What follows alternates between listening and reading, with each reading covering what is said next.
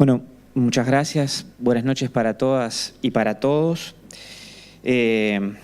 Primero agradecer a las escritoras y a los escritores por la oportunidad de compartir un conjunto de reflexiones, no en mi calidad de responsable institucional, sino en mi calidad de docente, de maestro, que eso me permite poder compartir con ustedes un conjunto de aristas que de lo contrario quizá hoy no pudiera compartirlas de la manera que quiero. En segundo lugar, decirles que es realmente una emoción muy grande estar hoy aquí con ustedes, porque de la lectura del libro, del texto, se desprenden naturalmente un montón de emociones, sobre todo a partir de historias que no me son ajenas, porque es verdad que hay a muchos de los autores de este libro que los conozco a través de este libro y a otros que los conozco de hace unos cuantos años. Entonces, esa situación me generó por primera vez encontrarme con una lectura muy cargada de sentimientos. Contarles que mi intención es compartir con ustedes no un análisis final o acabado, sino un conjunto de reflexiones desde mi mirada como maestro de escuela pública, no como director del Ministerio de Educación ni como presidente de la Comisión Especial. Porque una de las primeras cosas que me pregunté y que compartía con mi esposa, que también es maestra, es qué increíble que en el discurso oficial de todos los partidos políticos una y otra vez, sobre todo cuando nos acercamos a las campañas electorales, la educación está llamada a resolver todo lo que la sociedad no puede resolver ante sí por sí, y sobre la memoria no nos convocan a los docentes a resolver los problemas que tenemos en nuestro pasado y en nuestro presente. Y como somos absolutamente convencidos de que nada es casual, creo que mi aporte hoy está vinculado a pensar en cuál es el papel que la educación puede cumplir a partir de este recurso literario magnífico. Y lo primero que me hizo acordar el texto cuando lo leí fue las palabras de aquel maestro italiano que supe estudiar en magisterio en épocas de mi formación, Gianni Rodari, que participó de la resistencia civil contra el régimen de Mussolini. Después de la Segunda Guerra Mundial comenzó su labor periodística, fue director de varios periódicos, quizá el último a partir de 1947 en la Unità de Milán. Escritor para niños y jóvenes, y entre sus producciones literarias expresó alguna vez que el uso total de la palabra para todos me parece un buen lema, decía Rodari, de bello sentido democrático, no para que todos fueran artistas, sino para que nadie sea esclavo. Y esa frase me hizo recordé esa frase cuando leía el libro, y estas palabras guardadas, entre otras cosas, me vincularon a aquel enunciado de Rodari, no por su valor literario, que obviamente lo tiene, pero que no puedo valorar en su justo término como Mario, sino por el valor expresivo, liberador, por la capacidad de transformar el dolor en construcción de futuro, como se mencionó, en el legado, aunque no sea el propósito, porque es un legado. En definitiva, sembrar con este encuentro de palabras nuevos puntos de partida, con singulares historias. Y el valor singular atiende, sin duda, la capacidad de romper el silencio y la soledad de estas historias que pasan a ser historias con otros, con nosotros, con los lectores. Creo que los autores generaron lo que decimos los maestros, un binomio histórico-narrativo, combinado entre lo real y lo fantástico, que entiendo para las nuevas generaciones resulta un elemento enorme de valor pedagógico. Y mi aporte, mi mirada está teñido por esta valoración, por la valoración pedagógica que creo que tienen estos textos, la educativa. Personajes como el abuelo haciendo la cola en la Cruz Roja para llevarle al hilo al penar la leche en polvo, nos permiten hablar de personajes cercanos, de historias tangibles, llenas de vida cotidiana. Y en el mismo sentido, de Aide Santo, Ana María Olivera logra transmitir, cito, la alegría y en paralelo el dolor de aquella niña que perdió y que fuera envuelta en la bandera nacional, los compañeros que no están, la cárcel, la de ella, la de los suyos. La historia luego de la dictadura, recomponer y recomponerse. ¿Cuánto de esto debe formar parte de los modelos curriculares de la formación en ciudadanía? Yo creo que todo, absolutamente todo. La educación en derechos humanos va más allá de la incorporación de la temática en planes y programas educativos. Se trata de poder construir un espacio educativo por excelencia, donde los derechos humanos sean abordados entonces en contenidos conceptuales y normativos, contextualizados, claro, históricamente, desde la didáctica y a través de distintos recursos donde textos como estos contienen un valor por demás significativo. Entre otras cosas porque son elaborados por los propios protagonistas. Y recuerdo rápidamente la clase magistral didáctica que se diera en torno a la placa de memoria en Jung, en la escuela donde fuera alumno Chiqui González, o en la de Elena, en Pando, o en la de las muchachas y los muchachos de 33, en el liceo departamental. Y ahí no eran los docentes que exclusivamente exponían las razones por las cuales se fundamentaba la pertinencia de que el Estado llegara y pusiera una placa que recordaba tal. Eran los estudiantes, desde los pequeños, de los de la escuela, hasta los bachilleres del liceo departamental, los que intervenían contando cuál era la historia de aquellas personas y por qué era necesario recordarlas. Y este ejercicio debe ser trasladado no solo al ámbito de las aulas, sino que desde el centro educativo, entendido como comunidad. Ahí está el valor de la comunidad. Cuando podemos promocionar prácticas y valores involucrando a los alumnos y a sus familias en la difusión de los derechos a partir del conocimiento de la historia reciente. Concretar esta transposición didáctica, como solemos denominar los docentes, de un concepto como dictadura, por supuesto que tiene sus complejidades. Vuelvo al libro. En la producción de Analía Morales, en la primera hoja se expresa: en una prisión en dictadura no se habla, solo se gesticula, y mucho más es lo que se calla. Estos enunciados conforman a modo de ejemplo el valor pedagógico que este texto tiene intrínseco. Vaya forma de ejemplificar, de simbolizar la ausencia de libertad y la vulneración de derechos. Seguramente la Real Academia otorgaría a cualquier estudiante una definición de dictadura. ¿Alcanza? ¿Es la narrativa histórica de los sucesos que por sí y ante sí constituyen el acto educativo? Esto que planteaba el colega, ¿alcanza con haber leído la narrativa de los sucesos históricos en quinto año de liceo, para los que tuvimos formación humanística?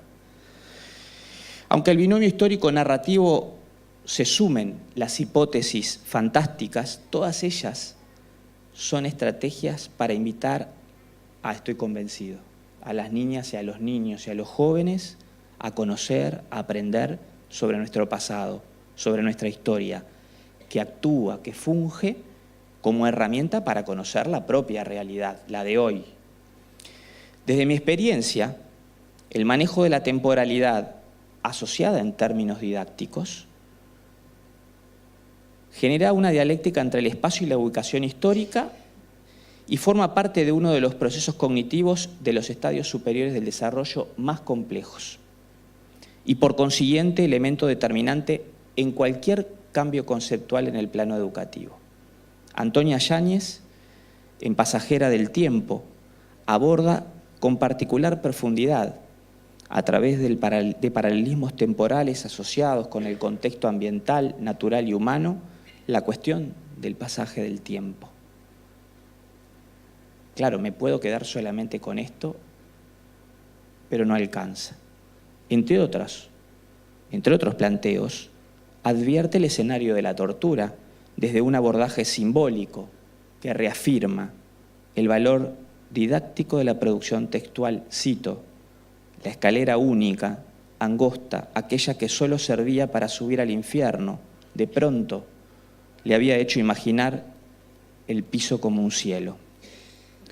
La territorialidad también es un elemento que permite referenciar los lugares, los ambientes, las cercanías de los sucesos o las lejanías.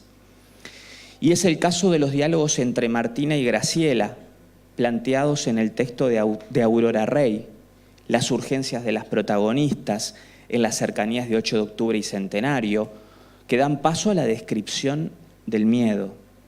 Y volviendo al paralelismo didáctico y a partir del concepto de terrorismo de Estado, lo emocional, la valoración subjetiva, personal e indiscutible de quienes padecieron, de quienes sufrieron, le otorga una dimensión a los hechos que debe ser manejada con mucho cuidado y prudencia, sobre todo teniendo presente la madurez psicosocial y afectiva del alumno.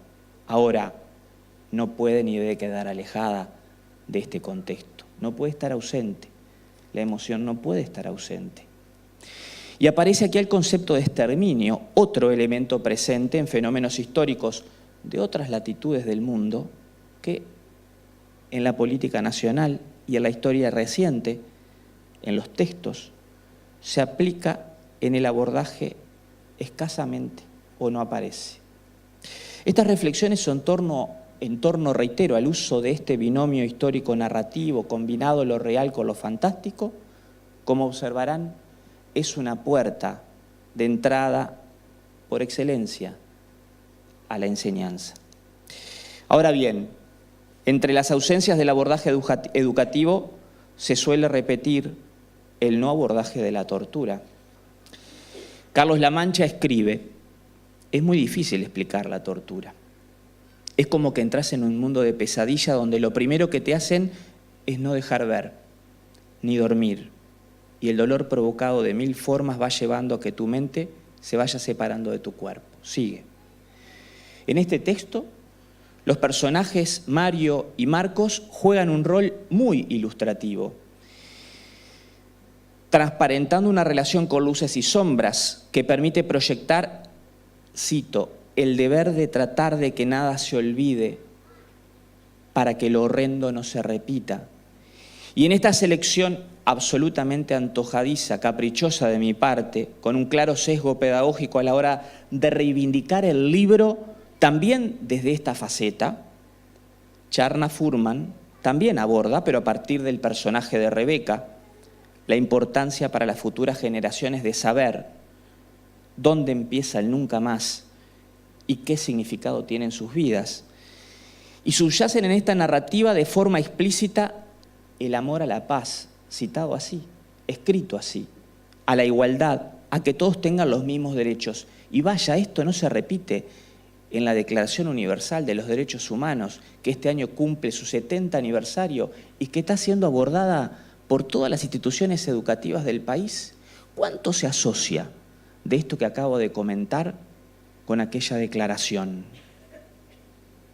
Por otro lado, me resulta muy importante el valor del manuscrito, que lo comentara Rila, que aparece expuesto en el caso del texto de Clarel de los Santos, que sin ánimo de sintetizar ningún análisis valorativo, porque no es la intención, permite acompañar la historia, lo contado por el personaje, lo ilustrado por el personaje, a partir del enorme valor documental, escrito en este caso con el listado de aquellas cosas hurtadas por los actores de la dictadura.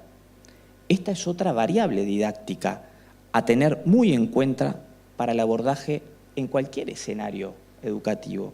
Un mundo donde el paradigma hegemónico que nos impera se presenta en función de tanto tengo, tanto vales, entre las humildes pertenencias valoradas por aquel protagonista que hablan de su identidad y sus afectos, se levanta por encima de todo un problema cardinal para él, que es la tristeza que lo tiñe hasta su último día, que no se puede comprar ni se puede vender. Y quizás, y subrayo el quizás, por aquello de que la primavera siempre es inexorable, Daniel Stapp, en sus primeras líneas, al plantear el retorno al país, nos alienta con su texto la inmersión del proceso que finaliza con los años de exilio. Otro capítulo pendiente, vaya si está pendiente aún, del abordaje integral del fenómeno de la dictadura en el Sistema Nacional de Educación Pública. Del texto de Dora Campos confieso que me impactó la imagen de aquel paquete en la historia del jabón azul. En momentos en donde la comunidad internacional se debate ampliamente sobre el concepto de ciudadanía global, desprecia el análisis de ciudadanos para qué mundo y bajo qué valores, y se presenta, irrumpe ante nuestros ojos como lectores este paquete ético cuyo valor monetario no podrá jamás tener precio en el mundo y el mercado de los bienes y servicios de este mundo que nos caracteriza.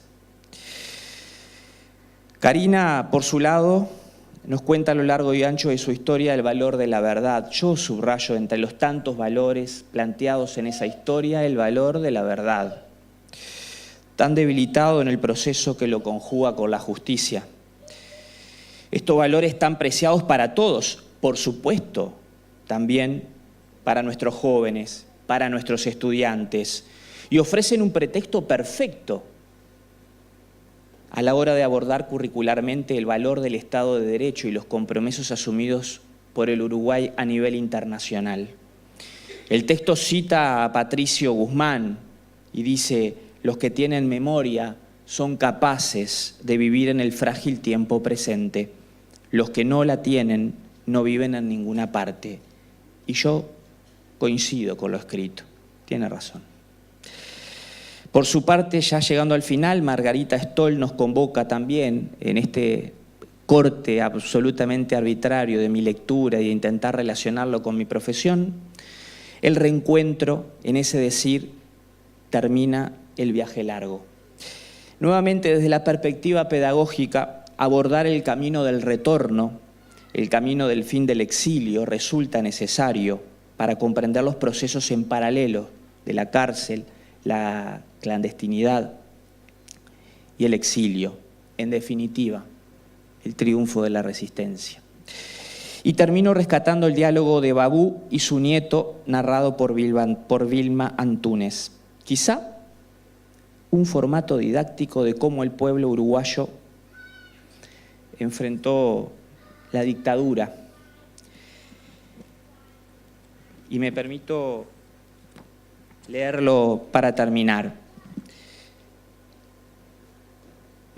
Dice la abuela, nos juntamos muchos que queríamos cambiar a los que mandaban en todo y luchamos para que no siguieran.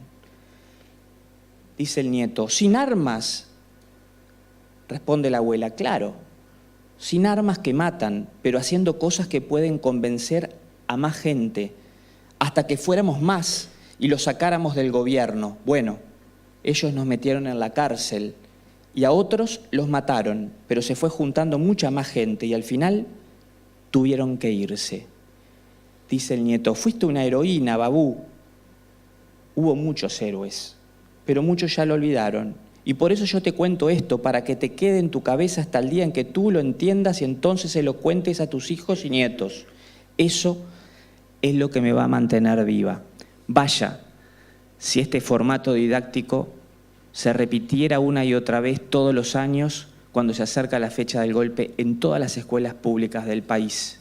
Acá hay una llave que muchas veces destraba viejos fantasmas a la hora de abordar estos temas en la institucionalidad educativa pública. Personajes cercanos, dictadura, tortura, lo temporal y espacial, el paisaje de ayer y de hoy, lo emocional, las víctimas, los desaparecidos, los asesinados, los presos, las familias, los hijos, los nietos, los amigos, los compañeros, las compañeras, la cárcel, la clandestinidad, el exilio, el exterminio, la resistencia, el nunca más, el compromiso de contar, la búsqueda de la verdad, dónde están, el amor, la paz, la igualdad, los derechos, la tristeza por los que ya no están ni van a estar, la memoria, las nuevas generaciones. Estos son mis comentarios de hoy sobre estos temas que están contemplados en este libro y que conforman una pequeña parte de este enorme texto, que desde mi opinión como maestro es una herramienta exquisita de memoria, pero créanme también, herramienta pedagógica que debería estar al alcance de todos los docentes en todos los centros educativos públicos del país. Muchas gracias.